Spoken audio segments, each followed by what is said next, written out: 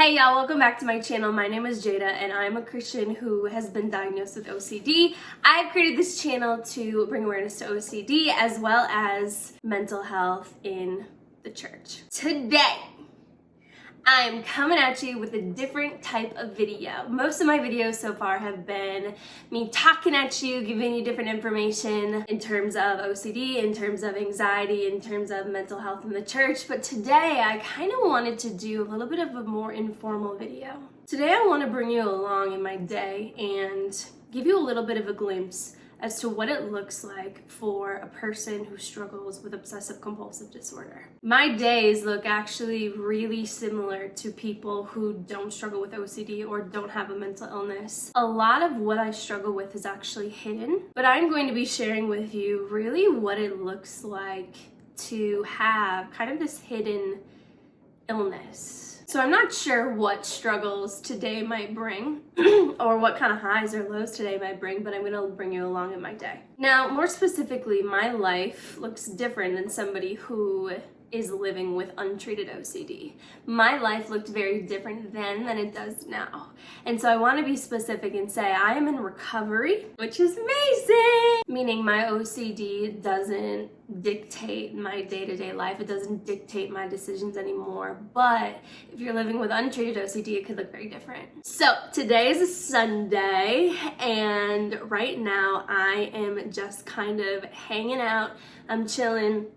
It is the weekend after Thanksgiving, so I've had a couple days off here, and I was actually sick a couple days before Thanksgiving, so I actually got a couple extra days off, which is a bummer, but it's just been nice to kind of relax, chill. But often breaks for me while having OCD can actually be kind of hard. The reason is because OCD often will flare up in times of transition, meaning I'm going from my day-to-day schedule. I have a routine. I'm a teacher, and so I work my job Monday through Friday, sometimes Monday through Thursday if I'm lucky. No, I'm just kidding. But when I get a break, I often struggle with thoughts again because of the change in schedule. And honestly, this break has been a little hard for me. It's been hard because I struggle with mostly relationship OCD. And so my boyfriend, he's amazing. Shout out to my man. His name is Jarrett. We've been together for about 2 years now. And if you haven't watched our video about how OCD impacted our relationship, I would suggest you go and watch that.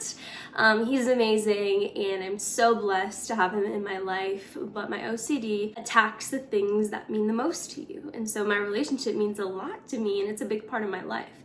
And so it has single-handedly tried to destroy my relationship with Jared. And although it's gotten better, and although I am on a journey of recovery, and he will tell you that when I'm struggling with OCD, I'm very different than when I am not struggling and am living pretty free in terms of thoughts and things like that. But anyway, this break was kind of challenging because he came home with me for Thanksgiving, which is so great. I got to spend time with my parents who live near La Crosse, Wisconsin, and so I got to hang out with them, and he came back and he went deer hunting with my dad, and just like really bonded with my family. We don't get to get there often. I wish we could get there more. But yeah, it was just so fun. But with me and my OCD, I have a lot of thoughts around social situations. So I'm always analyzing to see if people are getting along. And it really stinks because I can't just let the people in my life be. Even though my thoughts are not valid, I cannot let them go. And that is what OCD does to you. It takes a thought and you obsess over it, and you either, in my therapy now, you just kind of let it be and it goes away, or what I used to do is I used to have to compulse. So in a situation like that, if I was stressed over the way that they were interacting, I would have to go to either my boyfriend, usually my boyfriend, or my parents and say, hey, this made me anxious. And that was kind of the release that I needed. And so I really struggled a lot with the confession compulsion because I felt like if I didn't confess every single thought, I was actually lying to the people in my life. Anyway, Thanksgiving was a little hard for me. It was awesome. It was great. but the OCD can definitely flare up in breaks, and so it definitely flared up a little bit over this Thanksgiving break. And yesterday it flared up a little bit. I spent an entire day with my boyfriend, which we don't always get to do that. He's super busy, I'm pretty busy, and so we get to spend the day together, which is super fun. But when I'm with him, it can be kind of hard because a lot of things will trigger me. So it can be seriously little things, like you're with your partner and they do something that you don't like, and I feel the need to have to tell him everything I don't like. So think if you're in a relationship with somebody and you feel the need to have to tell that person everything that's going on in your brain. Yo, that'd be exhausting. And that is what I have had to battle to overcome, is because I often am terrified that I'm going to be a liar. And so I feel like I need to tell him everything that's on my mind, good things as well as really bad thoughts. And I've shared a lot with you in terms of everybody gets weird thoughts. You get weird thoughts about your boyfriend, your girlfriend, your mom, your dad. You get weird thoughts about, you know, your kids. You get weird thoughts about really anything. Okay, 90, can't remember, oh my gosh, I'm the worst at remembering different statistics, even though I'm a math teacher, but I literally cannot remember numbers. But anywhere from 90 to 94% of people have these weird intrusive thoughts, and most people can just let them go, but somebody who struggles with OCD, well, you take that thought, you assign meaning to it, yada, yada, yada. I've talked about this a lot in my other videos. So imagine a day with the person that you are in a relationship with, and you feel the need to tell them literally everything that's on your mind. That would be very unhealthy, very unhealthy. And so I get triggered often when I'm with him, just because I feel right now the need to tell him everything that's on my mind. And before, you know, it would be different types of themes that I would struggle with him. But, you know, when you get kind of a hold on one theme, then your thoughts kind of shift into a different theme that is now scary. And the old theme isn't as scary, but then the new theme is super scary. So, you know, it's exhausting. Oh my gosh. So all that to say that yesterday was a little challenging. This break has been a little challenging in terms of thoughts so far. But this morning, I'm actually doing really well. I actually have a lot of peace. I'm not struggling with a thought currently, which is great. But yeah, we'll see how the rest of the day goes. Some days I go without a thought like spinning in my brain over and over. And some days I get thoughts and get triggered like every 15 minutes, which is cool because I used to get a thought and I would think about that thought for literally months. So when I get triggered, it stings, but I've really learned to just kind of sit with it. And in those times where I'm triggered, I do act a little different, but I'm really learning how to kind of just live alongside my anxiety at different times, and really it's helped a lot. So yes, I've been on this recovery journey for about a year now. I went through ERP therapy last December, January, and I have been doing my own little ERP action whenever I'm triggered, whenever I'm struggling. You know, I do my best to not do the compulsion, and then I do my exposures every day. Well, I try to, but I'm going to show you today, hopefully, what an exposure of mine looks like. So we'll get to that a little later, but I want to bring you along in my day. I'm going to make breakfast here in just a second. I'm going to make some little eggies and I'm going to make eggs and bacon and sweet potatoes and have a little mash. So yeah, stay tuned.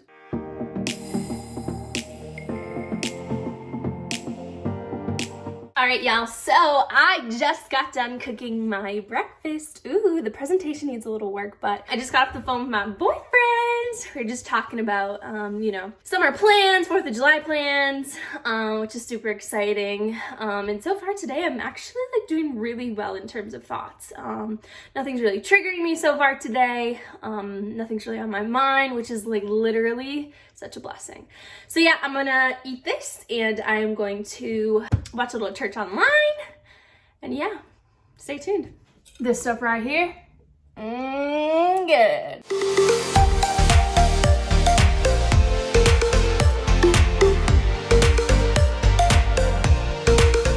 y'all, so I just finished up with church. I am just relaxing today, quite honestly. Church went well. My breakfast was delicious. And yeah, I'm about to get into my exposure. So what I want to do is I want to show you exactly what my exposure of the day looks like. Now, this exposure is going to look different every day. Because of what I talked about at the beginning of the video of getting triggered yesterday by feeling like I was lying to my partner, well, that's a good place to start today. If you have never been treated for OCD, you're not going to want to go with your greatest fear, the one that you're experiencing the most anxiety with first. You are going to want to create a hierarchy with your therapist and work your way from the least fear to the greatest fear. Because I've been doing this on my own for a while, I am able to kind of just go to the greatest fear because I've had lots of practice with other fears and things like that. And so because I'm triggered and anxious over feeling like I was lying to my partner yesterday, well, now today I can kind of just jump right into this exposure because quite honestly, oftentimes I don't get triggered anymore. And so it's actually kind of cool when I do experience a trigger and I can really lean in, create an exposure, and practice my ERP that way. So with that being said, I am going to kind of show you what my exposure looks like. So you will see on the screen that I pulled the NoCD app. So NoCD, it was the program that I did therapy through. They're amazing. Go check them out. Shameless plug for NoCD. They're amazing. Their therapists are amazing. So I go to the NoCD app. I'm not working with a therapist anymore, but what I am doing is I have all of my exposures on the app. So what I do is I create mostly loop tapes, meaning like scripts, like I'll script out something that's really scary. And then what I do is I go to the NoCD app and I record it. And then I just listen to it on repeat for about 10 to 15 minutes a day. So for today, since my fear was lying to my partner or feeling like I was lying to my partner by not telling him my thoughts, that is the loop tape that I want to create and that I want to do today for my exposure. So what you would do on the NoCD app is you would go into it. This is what it looks like when you pull it up. You're going to go to therapy, and you can really do this with any type of loop tape software. Like, I don't know what type of other apps have like something that you can play on repeat. You can do it with a video, just like put it on loop. But I go to this app because I think it's awesome. This was my therapist that I used to work with, but I have no sessions because I'm not currently in therapy. What I do is I go to exercises and I go to self-guided exercises. So this is where all of my exposures are stored. And so I click in and there's a ton of exposures here. And what I do is I go to the one that I want to do for the day. So, this one that I'm showing you is the one where it's lying to my significant other script. So, this is the one I created where, I say literally the sentence, I'm not honest with my partner because I don't tell him how I'm feeling or what I'm thinking. I will always be a liar. So for me, I would say that into the, my loop tape. And what it does is then it will just play on repeat for about 10-15 minutes. So it says, I have what I need to practice my exposure. Yep, I do. I'm ready to resist my compulsion. Yes, I am. So let's go. Now it asks you, how distressed do you feel like you think you're gonna be? Well, I am going to say, since it's not crazy distressing for me, honestly, I haven't really thought about it since yesterday. I don't think it's gonna be too distressing, so I'm gonna say 5. 1 would be not distressed at all. 10 would be super distressed. So I'm gonna click next. Then what I'm gonna do is I'm going to head into my tools and my loop tape. And so then I'm just gonna play this loop tape and I am just going to play that specific exposure that I just mentioned for 10 minutes. And what I'm gonna do is I'm gonna close my eyes. I'm gonna just sit here. I'm not gonna do anything. Sometimes I will like play in the car while I'm driving. But what you want to do is you want to really expose yourself to the fear and just kind of sit in the fear for about 10-15 minutes a day. And this is kind of proactive therapy, meaning like when I do the exposures, I notice that I am a lot more able to handle the fear in real life. So it's kind of like muscles. So I'm practicing my muscles, my trigger muscles for when I do actually get triggered in real life, then it won't seem as bad. If I don't do my exposures for a while, then when I get triggered in real life, the muscles aren't as strong and it will be a lot harder for me. So I'm going to just sit with this for about 10 minutes and I'm going to check back in with you after I'm done to kind of see where I'm at. So, all right, here we go.